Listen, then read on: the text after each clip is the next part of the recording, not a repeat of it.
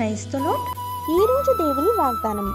ఆయన పరిపూర్ణతలో నుండి మనమందరము కృప వెంబడి కృపను పొందితిమి. యోహాను సువార్త 1వ అధ్యాయం 16వ వచనం. ప్రియమైన సహోదరి సహోదరులారా, దేవుని స్వభావం కారణంగా ఆయన మనల్ని సమృద్ధిగా ఆశీర్వదిస్తాడు. ఆయన హృదయం మనం ఆశీర్వదింపబడడం కోరుతుంది. ఎందుకంటే ఆయన మనలను ఎంతో ప్రేమించుచున్నాడు. కానీ నేను ఎన్నో అప్పుల్లో కూరుకుపోయి ఉన్నాను. ఈ అనారోగ్యం నా శరీరాన్ని చంపుతోంది. ఈ ఓటములు నన్ను వెంబడిస్తున్నాయి. నా సమస్యల నుండి ఎప్పుడు పరిష్కారం అవుతాయి అని మనం అనుకునవచ్చు. కానీ దేవుడు మిమ్మల్ని ఆశీర్వదించడానికి సిద్ధంగా ఉన్నాడు. ఆయనకి అసాధ్యమైంది ఏదీ లేదు. సమస్తమును సాధ్యమే. కాబట్టి మనం మన హృదయాన్ని తెరిచి మన జీవితంలోనికి ఆయనను ఆహ్వానించినట్లయితే దేవుడు మనల్ని ఆశీర్వదించడం ప్రారంభించినప్పుడు ఒకదాని తర్వాత మరొకటి వస్తుంది. మన పట్ల దేవుని ప్రేమ ఎన్నటికీ ఆగిపోదు.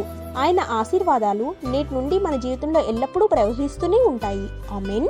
God bless you.